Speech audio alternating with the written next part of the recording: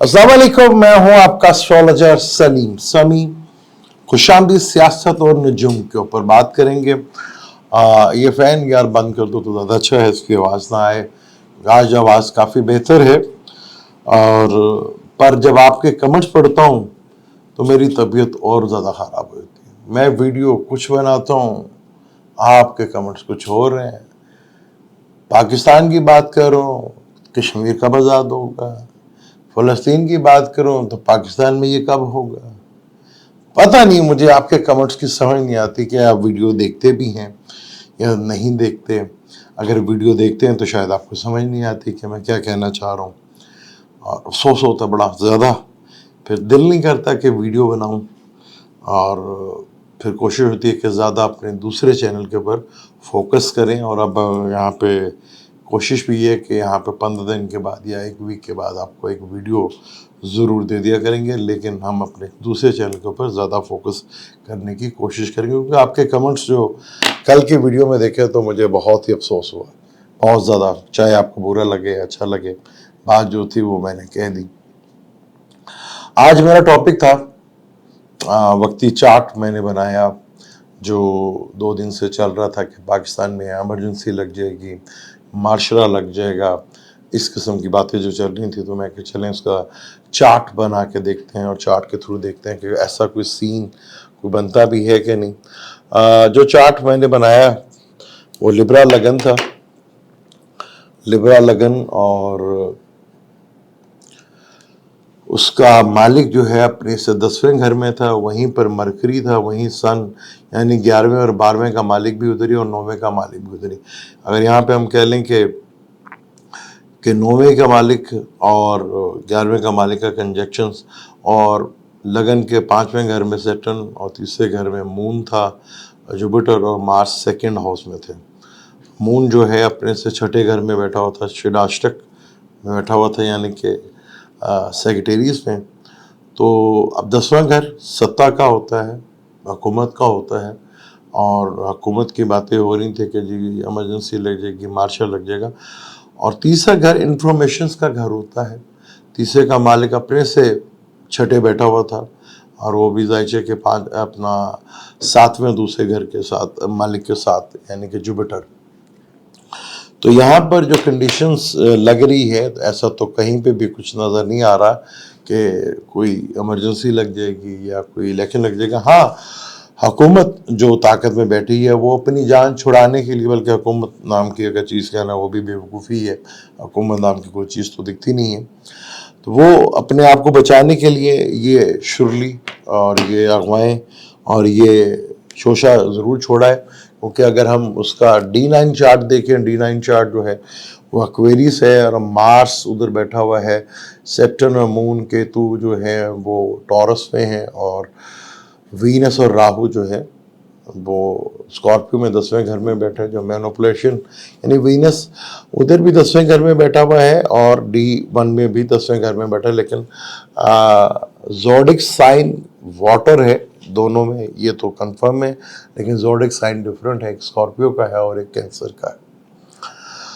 और मून जो है मौला नक्षत्र, केतु का नक्षत्र, वो भी एक सियासी नक्षत्र है। सियासत के लिए एक बहुत बड़ा नक्षत्र माना जाता है, सियासत के लिए, राज बल्कि सत्ता के लिए माना जाता है।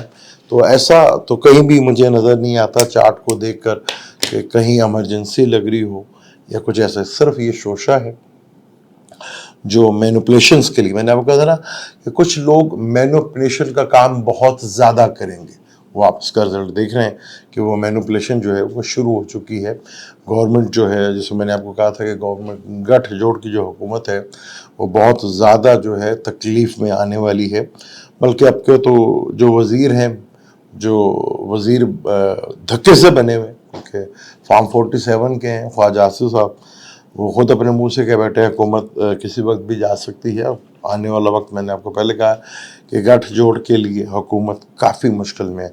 और ये चीज़ें मैं आपको बहुत दफ़ा बता चुका हूँ कि जो अपने राइट्स के लिए, अपने हक के लिए बाहर निकलेगा वो लेकर कामयाब होगा। सेम बांग्लादेश में भी आपने देखा कि वजह पाकिस्तान की वजह से वहाँ पे कोटा सिस्टम जो है उसके ऊपर पब्लिक एक छोटा सा एहतजाज जो कि स्टूडेंट ने किया था, अब वो पूरे मुल्क का एहतजाज बन गया और पूरा मुल्क बाहर निकला हुआ है। हम क्रिटिसाइज़ करते हैं अपनी हुकूमतों को, हम क्रिटिसाइज़ करते हैं अपने इस्टेब्लिशमेंट को, हम क्रिटिसाइज़ करते हैं अपनी अदलिया को, हालांकि सबसे ज़्यादा जिसे क्रिटिसाइज़ करना चाहिए वो पाकिस्तानी अवाम है। सबसे दुनिया की बेहिस, मौका परस्त, लालची, मौका मिले नहीं तो किसी चीज़ को भी ना छोड़े, ऐसे बेहिस ये कौम है जो अपने राइट के लिए भी नहीं बोलती। और ख़ास तौर पर इसमें मैं नाम लूँगा सिर्फ पंजाब का। तो पंजाब की अवाम जो मर्जी हो जाए, इनके सामने आप ढेर लगा दें किसी भी चीज़ का लाशों का, ये टस से मस नहीं होने वाले। लेकिन आप देखें जहाँ पे दुनिया में लोग निकले उन्होंने अपने राइट्स लिए। ये सत्तू पी कौम, ये सत्तू पी क्या, ये तो मैं क्या पिए, मैं क्या बोलूँ, वो है ही नहीं इनके, तो समझ लें जो होनी चाहिए किसी इंसान के अंदर। और मैनिपुलेशंस इनसे करवा ले, ये मैनिपुलेशंस करेंगे, खूब करेंगे। अपना काम होगा तो ये ऐसे बिछ जाएंगे जिसका कोई अंदाजा नहीं, अपना काम निकला तो सबसे पहले आप पर वार करेंगे। लेकिन ये यहाँ तक पहुँचने के लिए भी हमारे अंदर बहुत ज़्यादा जो है, बहुत ज़्यादा 40 साल लगे इसको हमें। उसमें सबसे बड़ा नाम वो ज़ियाउल हक का, मुझे जिसने ये बीज बोया, और 44 साल हो गए और 2 नस्लें फिर ऐसी बेवकूफ़ बनी और जाहिल बनी। और फिर जो जहालियत हमें पढ़ाई गई, और जो जहालियत मज़हब के नाम पर जो 2 नंबरी हमारे मुल्क में होती है वो हम करते हैं। कुरान कहता है सलात आपको बुराइयों से रोक देगी, हम तो नमाज पढ़ के आते हैं, नहीं रोकती भाई। वो जितना बड़ा नमाजी उतना बड़ा पाजी, जितना बड़ा हाजी उतना बड़ा पाजी, वो टाइटल ले लेते हैं।